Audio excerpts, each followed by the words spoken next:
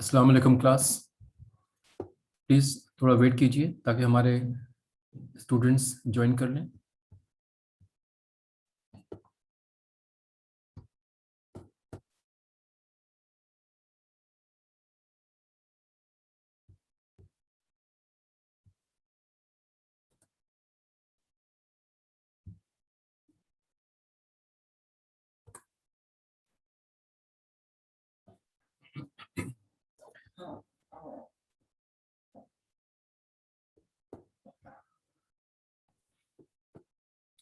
जी, हम कंटिन्यू करते हैं। मैं स्क्रीन शेयर कर लूँ आपसे।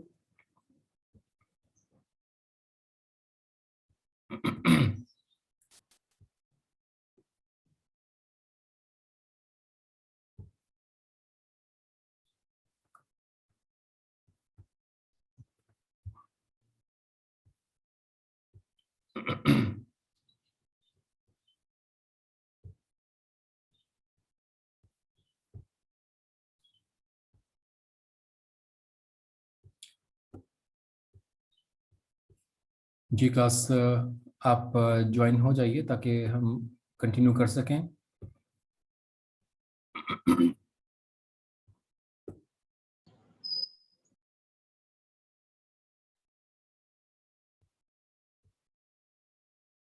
ओके, हम अभी 1 मिनट में स्टार्ट करते हैं। इन द मीन टाइम आप मुझे बता दीजिए।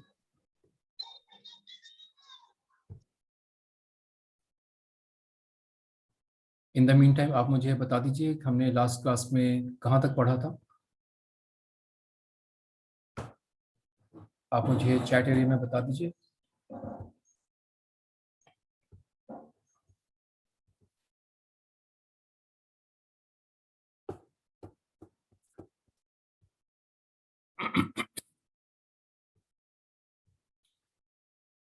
जी क्लास, आप मुझे बताएंगे कि हमने कहाँ तक पढ़ लिया था लास्ट क्लास में। आपको मैंने कहा था नोट कर लीजिएगा। आपने नोट किया था?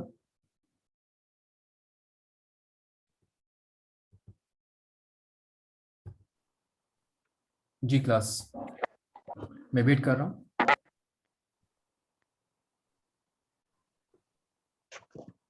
आप बताइए, आपने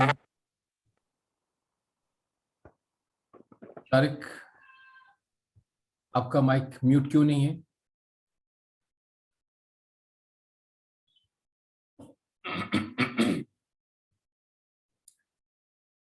ओके, हम आहिस्ता आहिस्ता कंटिन्यू करते हैं अपने लेक्चर को। मैंने आपसे पूछा कि हमने लास्ट क्लास में कहाँ तक पढ़ लिया था। प्लीज़ बता दीजिए ताकि हम वहीं से कंटिन्यू करें। मैं स्क्रॉल करता हूँ इन नोट्स को। आपको ये प्रोवाइड कर दिए गए थे और जो नेक्स्ट नोट्स होंगे वो आपको प्रोवाइड कर दिए जाएंगे। ये हमने फर्स्ट लेक्चर में डिस्कस किया था।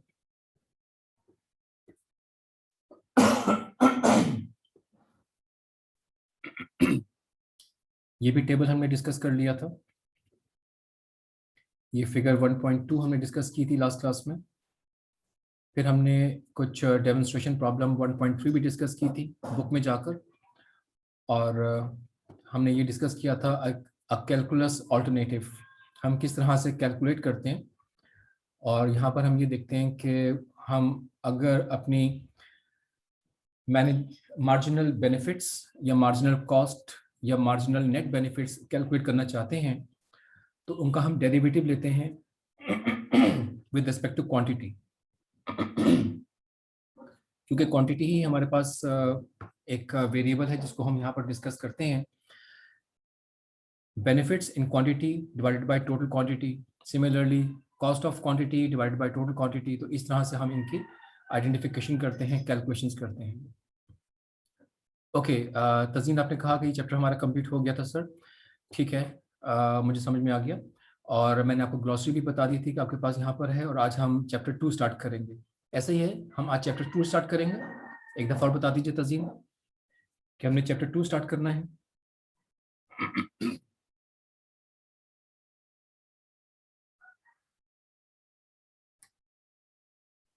Okay, right, thank you very much. अब हम चैप्टर 2 से स्टार्ट लेते हैं। प्लस यहाँ पर हमारे पास बात हो रही है मार्केट फोर्सेस की। और मार्केट फोर्सेस में हम डिमांड एंड सप्लाई की बात करेंगे। आपने जो प्रीवियस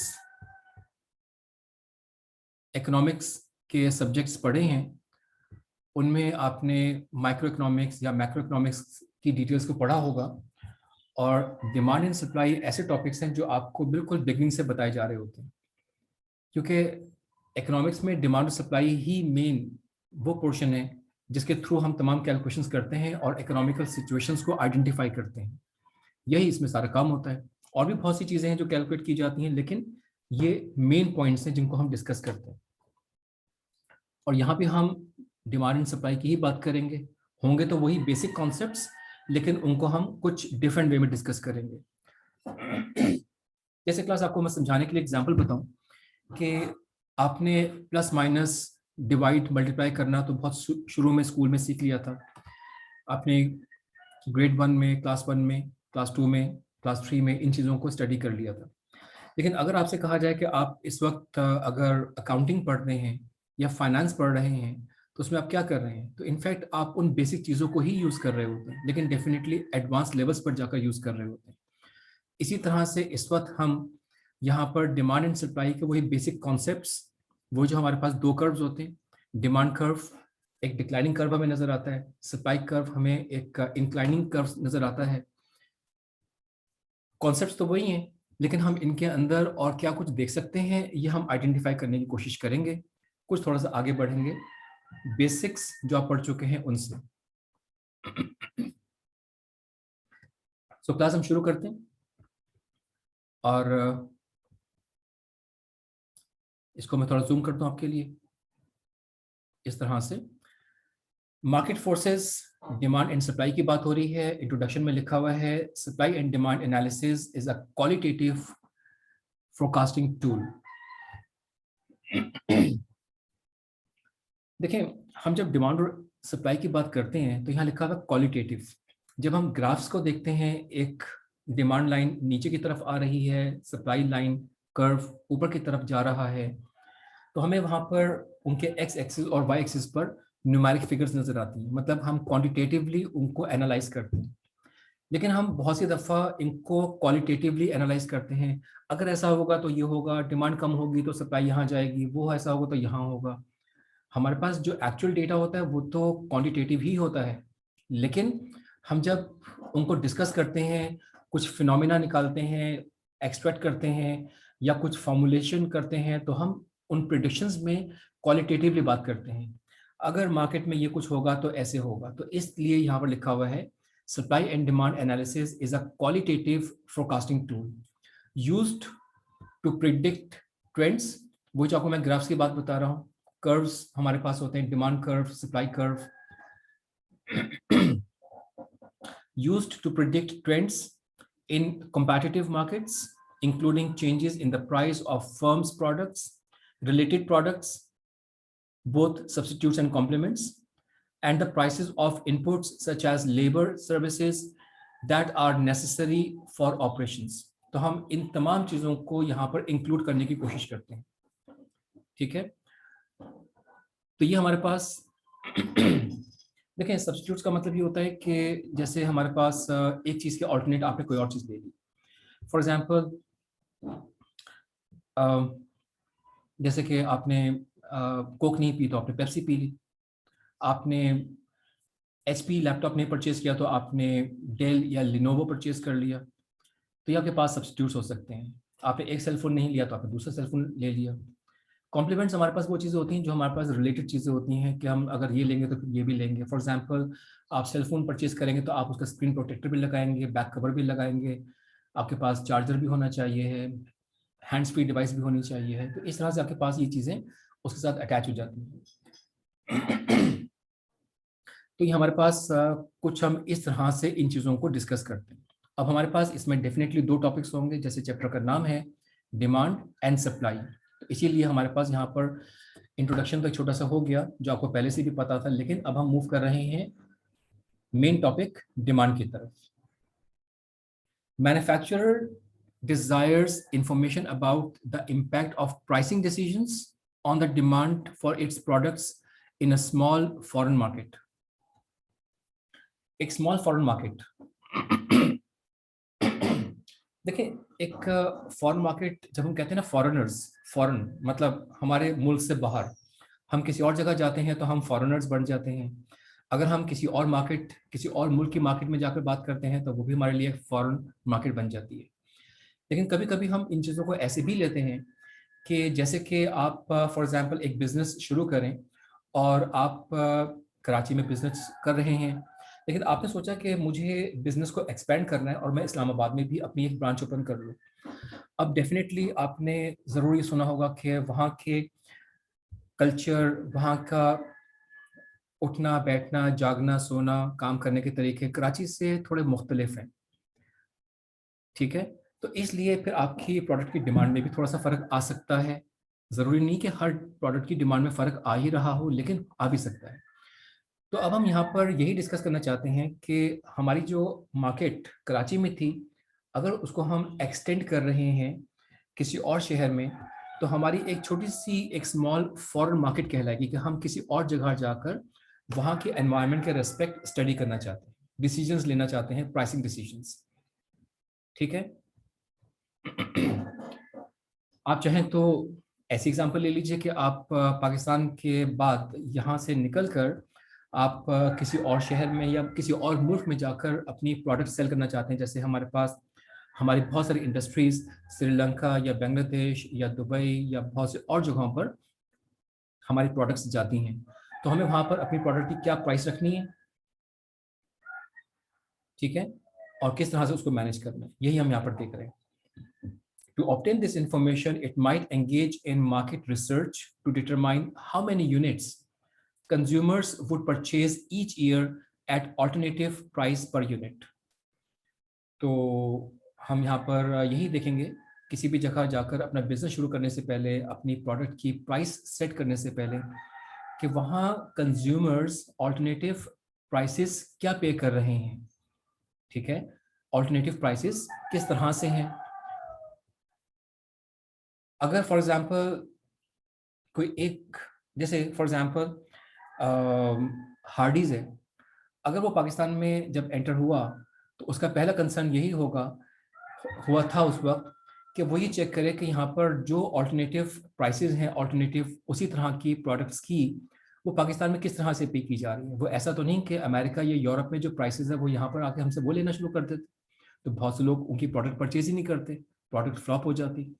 तो पहले तो उन्होंने मार्केट रिसर्च करनी थी कि डिमांड है कितनी और किस प्राइस पर कितना परचेज करने की कैपेबिलिटी पाकिस्तान में रखी जाती है या लोग रखते हैं। तो इसीलिए हम जब डिमांड कर्व की बात करते हैं तो हम वहाँ पर दो ही चीज़ों की बात करते हैं, क्वांटिटी डिमांडेड और प्राइस की बात करते हैं। ये दो इंपॉर्टेंट पॉइंट्स होते हैं जिनको हम वहाँ पर इंक्लूड कर रहे होते हैं, ठीक है। डिमांड कर्व में हमारे पास एक्स एक्सिस के अलोंग हम क्वांटिटी की बात करते हैं और वाई एक्सिस के अलोंग हम प्राइस की बात कर रहे होते हैं। तो ये कॉन्सेप्ट तो आपको पहले से भी पता है और हम इन्हीं को अब आगे लेके चलते हैं। अब इस बात को थोड़ा समझने के लिए हमें यहाँ पर एक टेबल 2.1 दिया गया है और इसमें हेडिंग है the demand schedule for jeans in a small foreign market. अब जीन्स एक टाइप ऑफ ए पैंट, आप सब जानते हैं, और अब हम देखेंगे कि इसमें फॉरेन मार्केट में किस तरह से इसकी बात की जा रही है।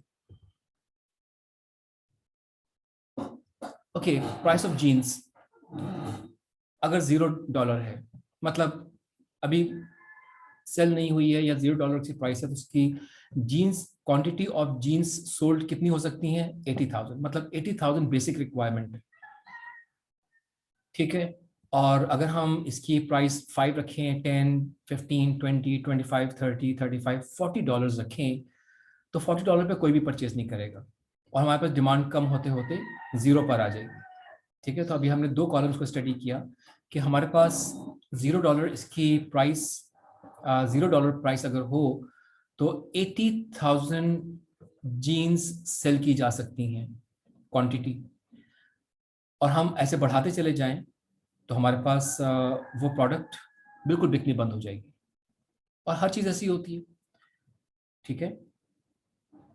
अगर हम एवरेज कंज्यूमर इनकम की बात करें तो यहाँ पर जब एवरेज की बात की गई है तो ये देखा कि वहाँ पर जो कम अर्न करते हैं या ज़्यादा अर्न करते हैं उनकी एवरेज इनकम कितनी है, तो देखा क्या गया कि $25,000 उनकी इनकम है।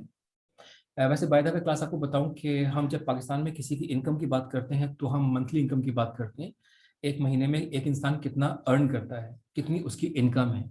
लेकिन जब हम फॉरेन कंट्रीज की बात करते हैं, अमेरिकन या यूरोपियन मार्केट्स की बात करते हैं, या हम जब इंटरनेट पर सर्च आप कभी करें तो आपको वहां पर जो इनकम नजर आएगी वो एनुअल इनकम होती है, साल की इनकम कितनी है। तो जब यहाँ पर $25,000 बताया जा रहा है तो ये एनुअल इनकम की बात की जा रही है, ऐसा नहीं कि ये एक महीने की इनकम की बात की जा रही है। तो ये एनुअल इनकम की बात की जा रही है कि इसी जगह पर एक स्मॉल फॉरेन मार्केट में $25,000 लोगों की आम एवरेज इनकम है। अब इसमें अगर एडवर्टाइजिंग एक्सपेंडिचर्स $50,000 लगा लिए जाएं तो हमें ये नजर आता है कि ये हमारे पास कुछ ऐसा नजर आ गया। तो $50,000 एडवर्टीजमेंट हमारे पास किसी प्राइस पे भी हम अगर सेल कर रहे हैं तो हमारे एडवर्टीजमेंट का एक्सपेंडिचर तो हो रहा है ना, लोगों की इनकम अपनी जगह पे मौजूद है। तो एवरेज कंज्यूमर इनकम और एडवर्टाइजिंग एक्सपेंडिचर्स, ये दोनों चीज़ें कांस्टेंट हमने कंसिडर कर ली। ये इनकम है, ये एक्सपेंडिचर्स है। फिर हम देखते हैं कि एवरेज प्राइस ऑफ शर्ट हमें क्या नजर आती है। अब average price of A shirt हमें नजर आती है फॉर एग्जांपल $20। कुछ प्राइसेस कम होंगी, कुछ की ज़्यादा होंगी, लेकिन हमें एवरेज प्राइस यहाँ पर ये नजर आती है। तो अब हम यहाँ पर ये आइडेंटिफाई करने की कोशिश करेंगे कि हमारे पास एक डेटा रिसर्च ने ये बता दिया, जैसे मैंने पढ़ा था ना ऊपर कि हम मार्केट को जाकर रिसर्च करते हैं और फिर देखते हैं, ये सेकंड लास्ट लाइन में लिखा हुआ है, market research to determine how many units consumer would purchase each year of alternative prices per unit. तो इस तरह से देखा जाता है कि ऑल्टरनेटिव प्राइसेस या ये चीज़ें जो मौजूद हैं इस पर कितना परचेज किया जा रहा है या कितना काम हो सकता है। आपको एक और चीज़ बताऊं कि जब आप स्कूल में क्लास 9 में या क्लास 10 में आप जिन लोगों ने फिजिक्स पढ़ी हो तो आप वहाँ पे देखा करते थे कि न्यूमेरिकल सॉल्व करते वक्त कई दफ़ा लिखा होता था कि कीपिंग ग्रेविटी कांस्टेंट या नॉट इंक्लूडिंग ग्रेविटी, या ऐसी बहुत सारी और, या फ्रिक्शन को इंक्लूड नहीं किया जा रहा या कांस्टेंट कर लिया गया है। तो बहुत सी दफ़ा स्टूडेंट्स को इजी लर्निंग करवाने के लिए बहुत सी चीज़ें उनमें टेम्परेरीली, एक्चुअल रियल लाइफ में तो वो चीज़ें होती हैं लेकिन टेम्परेरीली उनको इंक्लूड नहीं किया जाता ताकि मेन कॉन्सेप्ट समझ में आ जाए और फिर बाकी चीज़ों को ऐड करके रियल लाइफ सिचुएशन को स्टडी कर लिया जाए। तो यहाँ भी इसी तरह से होता है कि यहाँ पर ये चंद बातें देखी गई कि कंज्यूमर की इनकम क्या है, एक्सपेंडिचर्स एडवर्टीजमेंट्स पर कितने होंगे, ये तो कंपनी ने करने हैं ना। अगर आप किसी और कंट्री में जाकर अपनी ब्रांच ओपन कर रहे हैं तो आपको एडवर्टीजमेंट भी करना है और अपनी प्रोडक्ट भी सेल करनी है। डिमांड वहाँ पर ये है, कॉलम 2 लोगों की इनकम इतनी है और जो एवरेज प्राइस शर्ट की है वो इतनी है। तो यहाँ पर हम शर्ट की प्राइसेस को भी देख रहे हैं क्योंकि एक इंसान अगर एक ड्रेस परचेज करना चाहता है तो उसको जीन्स भी चाहिए है, शर्ट भी चाहिए।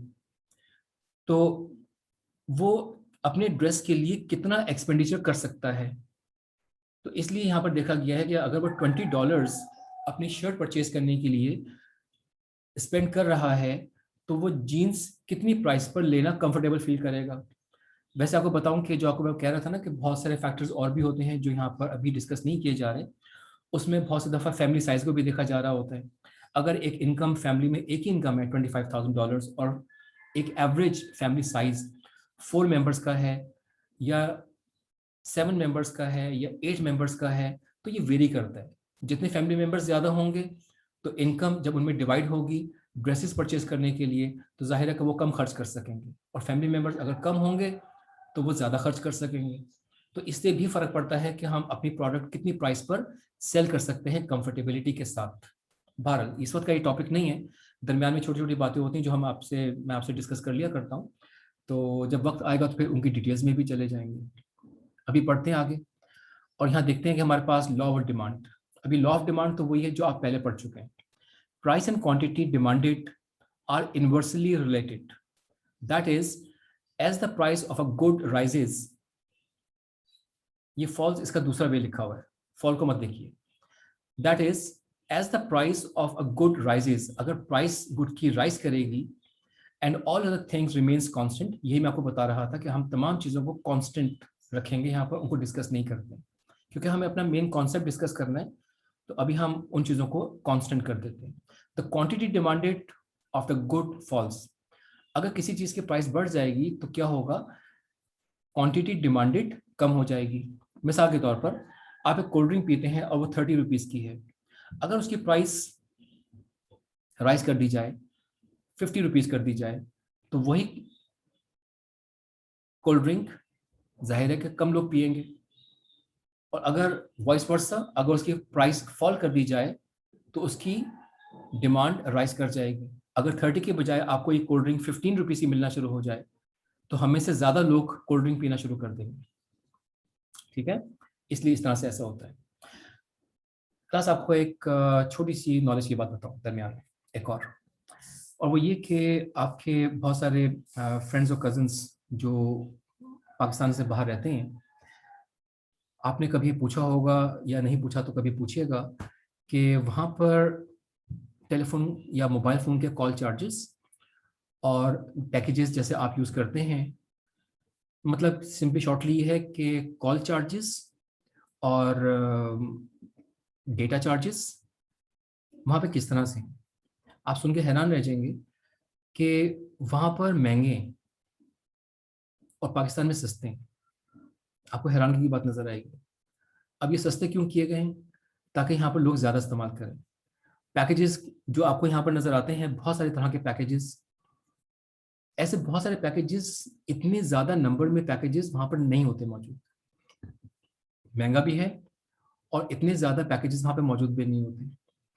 तो मैं इस पर डिटेल में नहीं जाना चाह रहा कि किन रीजंस की वजह से यहाँ पर है, डेलिबरेटली क्यों ये जानबूझ के यहाँ पर क्यों इनको बहुत चीप रखा गया। ये मतलब नहीं कि गरीब मुल्क है और लोगों के पास ज़्यादा परचेज करने की पावर नहीं है।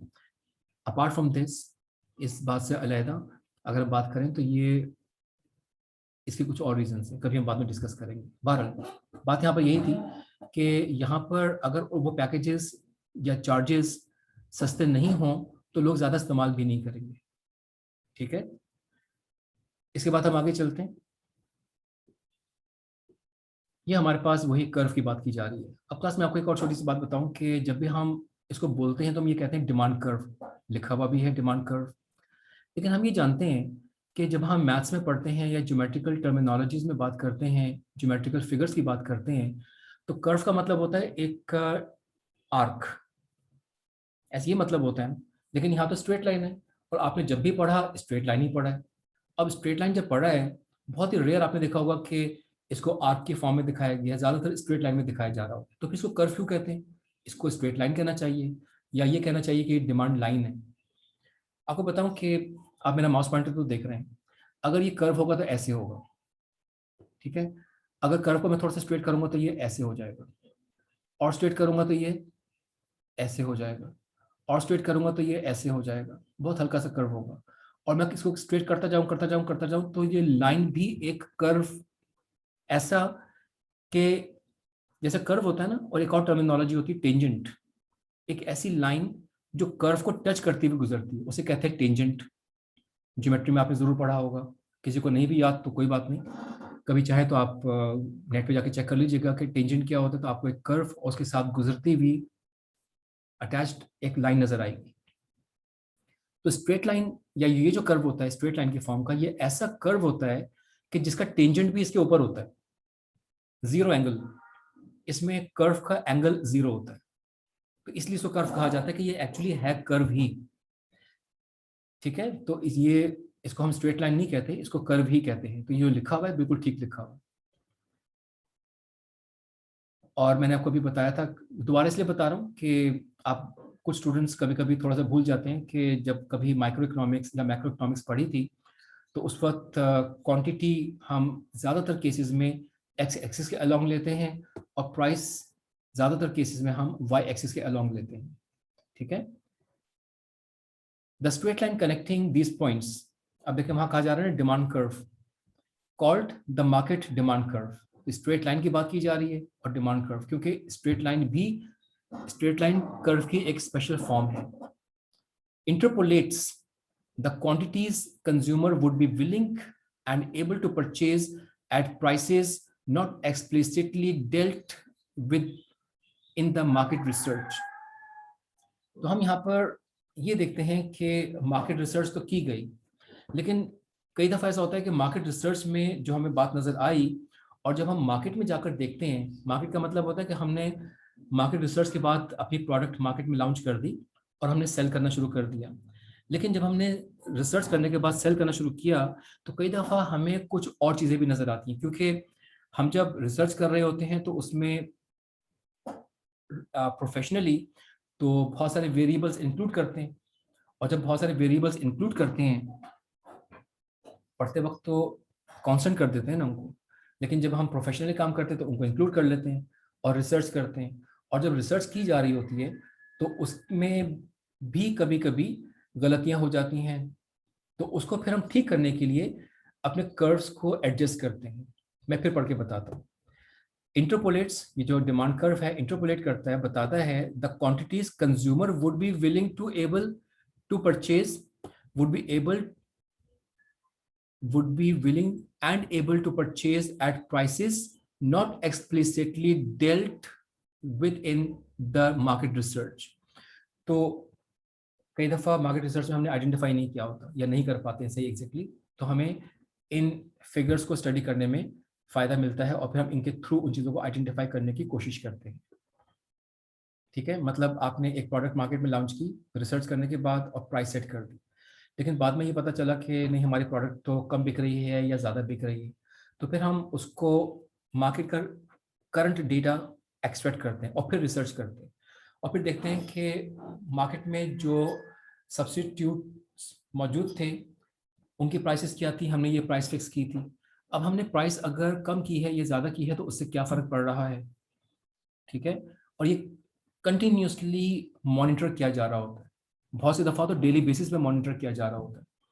आपको बताऊं कि जैसे अभी 1 महीने के बाद हमारे पास रमज़ान का महीना, रमज़ान आने वाला है, रमज़ान शुरू हो जाएगा, तो उसमें आप देखते हैं कि बहुत सारी चीज़ों की कॉम्पिटिशन शुरू हो जाएंगे। अभी हम कोल्ड ड्रिंक की बात कर रहे थे तो आपके पास ईस्टर्न ड्रिंक्स, मतलब जो रेड ड्रिंक हमारे पास होती हैं वो शरबत वगैरह या कोल्ड ड्रिंक्स, इन सब के कॉम्पिटिशन शुरू हो जाएंगे, स्कीम्स आना शुरू हो जाएंगी, इतनी प्राइस में ये मिलेगा, इतनी प्राइस में ये मिलेगा। तो वो ये देख रहे होते हैं कि अगर हमने प्राइस को कम किया है, अब इसमें कुछ बच्चों वाली हरकतें भी नहीं होनी चाहिए कि आज हमने प्राइस 1 रुपये कम कर दी, कंपैटिटर ने भी 1 रुपये कम कर दी तो हमने 2 रुपये कम कर दी, उसने भी 2 रुपये कम कर दी तो हमने 3 रुपये कम कर दी।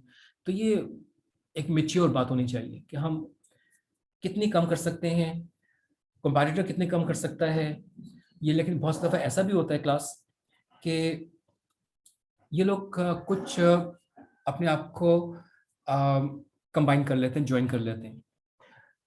कभी आपने नोटिस किया हो कि किसी एक जगह की एक ही तरह की 2-4 दुकानें, या जैसे हमारे पास एयरलाइंस होती हैं या हमारे पास कोल्ड ड्रिंक्स होती हैं, तो ये आपस में देखते हैं, मीटिंग्स करते हैं कि हम कितनी प्राइस कम करें। ऐसा ना हो कि हम एक दूसरे से प्राइस कम करने की दौड़ में लग जाएं और हमें लॉसेज होना शुरू हो जाए, तो हमने अर्न तो दोनों ने करना है। तो ऐसा करते हैं कि हम इतनी प्राइस अर्न करेंगे, बाकी प्राइस पे कॉम्प्रोमाइज़ नहीं करेंगे, अपने और एडवर्टीजमेंट कर लेंगे, किसी में इस तरह से ड्रिंक्स का इस्तेमाल दिखा देंगे, किसी में इस तरह से दिखा देंगे, किसी में अफ्तार के वक्त दिखा देंगे, किसी में एटसेट्रा एटसेट्रा। तो वो बातें हम करते रहेंगे, लेकिन हम प्राइस में ज़्यादा कॉम्प्रोमाइज़ नहीं करेंगे, अदरवाइज तो फिर लॉस में जाना शुरू कर देंगे हम, तो इसलिए वो लॉस में नहीं जाना चाहते। ठीक है क्लास, तो ये आपको मैंने अलग से बात बता दी कि इस तरह से भी होता है। अब हमारे पास ये तो इसकी बेसिक डेफिनेशंस और बेसिक बातें हो गई। अब हमारे पास एक बात आती है डिमांड शिफ्टर।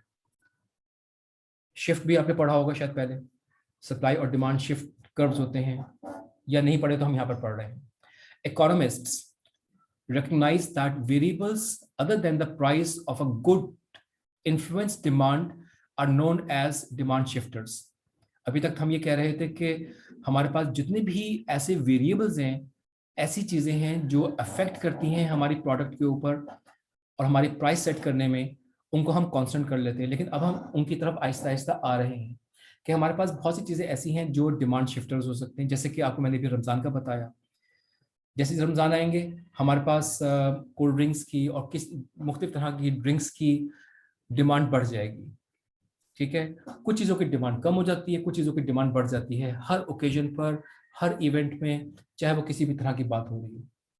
ठीक है, तो ये वक्त के साथ साथ आपके पास ये चीज़ें इवेंट्स के लिहाज से और मौसम के लिहाज से भी, जैसे अब गर्मियों का मौसम शुरू हो रहा है तो हमारे पास आइसक्रीम सेल्स बढ़ जाएंगी, कॉफ़ी और चॉकलेट सेल्स ऑटोमेटिकली कम होना शुरू हो जाएगी। जितने लोग पहले कॉफ़ी या चॉकलेट्स इस्तेमाल करते थे अब वो कम इस्तेमाल करेंगे। बाय द वे आपको बताऊं कि बहुत सी दफ़ा कैडबरी या और भी चॉकलेट कंपनीज न्यूज़पेपर में ऐड भी देते हैं कि हम इस महीने से इस महीने तक अपनी प्रोडक्शन बंद कर रहे हैं। उनका बताने का मतलब ये भी होता है कि हम ये नहीं कि सारा साल बनाते रहते हैं, हम आपको फ्रेश गुड्स प्रोवाइड करते हैं, फ्रेश चॉकलेट प्रोवाइड करते हैं। जब सीज़न आएगा तो हम अपनी प्रोडक्शन दोबारा शुरू करेंगे और आपको फ्रेश देंगे। ये बताना भी मकसद होता है। तो बहरहाल हम आगे चलते हैं। अब क्लास हमारे पास ये डिमांड कर्व है, इसको जनरली देखा जा रहा है कि इसमें क्या बात हो रही है। ये पॉइंट ए से बी तक डाउनवर्ड्स इसकी डायरेक्शन है और इसको हमने कह दिया डिमांड जीरो। ये कर्व डी जीरो है। अगर हमारे पास जैसे यहाँ लिखा हुआ है कि डिक्रीज इन डिमांड, अगर हमारी डिमांड कम हो जाएगी अगर हमारी डिमांड कम हो जाएगी तो ये कर्व कंप्लीटली लेफ्ट साइड की तरफ शिफ्ट कर जाएगा। ठीक है, मतलब हमारी प्राइस कुछ भी हो, हमने उसी प्राइस पर रखा हुआ है, हमारी डिमांड ही शिफ्ट कर दी। ये डिमांड जो है इस प्राइस पर फॉल कर रही है, लेकिन हमारी डिमांड ही शिफ्ट कर जाएगी। इसमें हम मैक्सिमम यहाँ तक आ सकेंगे और मिनिमम यहाँ पर होंगे, जबकि एक्चुअली हम यहाँ पर थे। और अगर हमारी डिमांड इंक्रीज हो गई तो उसी प्राइस पर लोगों ने एकदम से ज़्यादा खरीदना शुरू कर दिया। यहाँ पर प्राइस चेंज आ रहा है ना, तो प्राइस चेंज की वजह से यहाँ पर डिमांड चेंज की वजह से आपका कर्व ये बनना शुरू हो जाता है, लेकिन ये कंप्लीटली लाइन यहाँ पर शिफ्ट कर गई। तो इसका मतलब उसी प्राइस पर और उसी डिमांड पर आपके पास इसकी डिमांड शिफ्ट हो जाएगी। जैसे अगर हम इस पॉइंट पर देखें, इस पॉइंट पर ये प्राइस होगी, ठीक है, और ये इसकी डिमांड होगी, लेकिन इसी प्राइस पर ये डिमांड बढ़ गई। फॉर एग्जांपल हमने बात की कि ये समर सीजन आना शुरू हो गया तो हमारी डिमांड ऑटोमेटिकली बढ़ गई। प्राइस में चेंज नहीं आया है, प्राइस वही रही है लेकिन डिमांड बढ़ गई। और इसी तरह से मैं इनको एडमिट कर लूँ। अच्छा, इसी तरह से जब हमारे पास विंटर सीजन आता है तो फिर इसी प्राइस पर ही, ये जो प्राइस हमारे पास थी ए पॉइंट की, इसी प्राइस पर हमारे पास डिमांड कम हो जाती है। तो सर्दियों में कोल्ड ड्रिंक्स कम पी जाती हैं कंपैरेटिवली और गर्मियों में कोल्ड ड्रिंक्स ज़्यादा पी जाती हैं। तो ये हमारे पास एक चेंज इन डिमांड की बात आ रही है और इसमें हमने इंक्रीज और डिक्रीज डिमांड की बात की है, देखा है, जिसमें हमने डिमांड कर्व को शिफ्ट होते हुए देखा है। ठीक है, अब हम यहाँ पर जो वेरिएबल्स अफेक्ट करते हैं उनको हम जल्दी जल्दी देखते हैं कि हमारे पास यहाँ पर कौन से वेरिएबल्स हैं जो हमारे पास हमारी डिमांड कर्व को शिफ्ट करने में इफेक्ट करते हैं। इनकम की बात हो रही है, इसमें मैंने आपको एग्जांपल्स में समझा तो दिया है, इसलिए मैं इसको रीड करता हूँ ताकि आपको पता चल जाए कि यहाँ पे क्या लिखा हुआ है, लेकिन मैं आपको ऑलमोस्ट ये चीज़ें बता चुका हूँ, फिर भी पढ़ लेते हैं। Because income affects the ability of consumers to purchase a good, changes in income affect how much consumers will buy at any price. अगर लोगों की इनकम बढ़ जाएगी तो वो कितना ज़्यादा परचेज कर सकेंगे या कितना कम परचेज कर सकेंगे, ये फर्क पड़ता है। In graphical terms the change in income shifts the entire demand curve.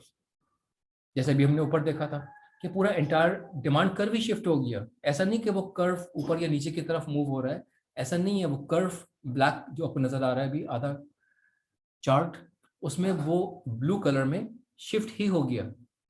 Whether an increase in income shifts the demand curve to the right or to the left depends on the nature of consumer consumption patterns. तो बहुत सी दफा consumer के consumption patterns बदल जाते हैं income से। अब हमने तो पहले अभी सर्दी और गर्मियों की बात की, इनकम से भी फर्क पड़ता है। फॉर एग्जाम्पल एक फैमिली है और उनके घर में एक इनकम आती है। अगर अर्निंग पर्सन ने डबल जॉब शुरू कर दी या एक और इंसान ने भी जॉब शुरू कर दी तो उनकी इनकम ज़्यादा हो गई। अब वो हो सकता है कि क्वांटिटी बढ़ा दें, या हो सकता है कि वो ज़्यादा अच्छे प्रोडक्ट की तरफ चले जाएं। दोनों बातें हो सकती हैं। कुछ ऐसी चीज़ें जो अ, ऐसी हैं जो एक ही तरह की होती हैं, तो उनकी क्वांटिटी बढ़ जाती है बहुत सी दफ़ा। फॉर एग्जांपल एक छोटी सी एग्जांपल ले लेते हैं। एक मज़दूर है और वो दूध ज़्यादा परचेज़ नहीं कर सकता। अगर उसने ज़्यादा काम किया, इनकम अपनी बढ़ा ली, या उसके घर में किसी और फ़र्द ने भी काम करना शुरू कर दिया, तो उनके घर की आमदनी जब थोड़ी बढ़ेगी तो वो अपनी दूध परचेज़ करने की क्वांटिटी थोड़ी-सी बढ़ा देंगे। ठीक है ना? अब वो ऐसा तो नहीं करेंगे कि दूध की क्वालिटी अच्छी कर लेंगे, लेकिन वो दूध की क्वांटिटी थोड़ी-सी बढ़ा देंगे। ठीक है? तो ये वो ऐसी नीड है जिसको यहाँ पे देखा जा सकता है।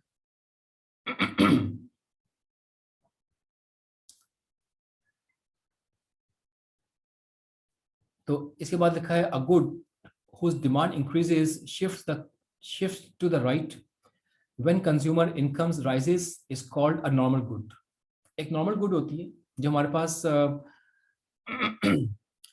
किसी गुड की डिमांड इंक्रीज करती है, तो इसका मतलब हमारे पास कंज्यूमर की इनकम बढ़ गई। जैसे आपको मैं अभी मिल्क की बात बता रहा था।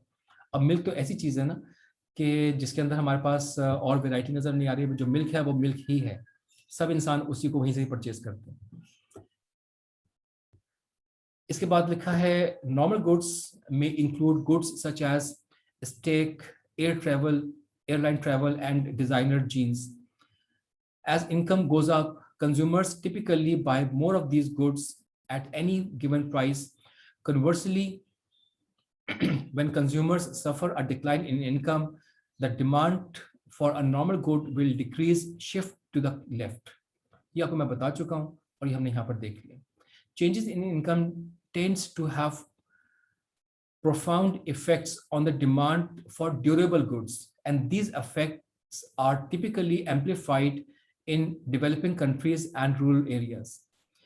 तो हमारे पास जब हमारे पास ये चेंज इन इनकम टेंड्स होती हैं, मतलब टेंड करती है, अप्लाई होती है, चेंज इन इनकम आता है, किसी की इनकम बढ़ गई या कम हो गई, तो हमारे पास जो ड्यूरेबल गुड्स होती हैं उन पर भी फर्क आना शुरू हो जाता है।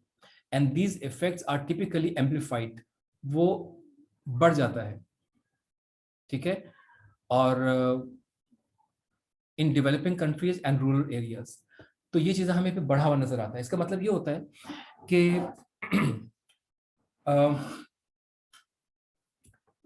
जैसे आप ये सोचें कि मैं आपके पास एक लिमिटेड अमाउंट है सेल फोन परचेज करने की, और और आपके पास वो अमाउंट और ज़्यादा आनी भी नहीं है।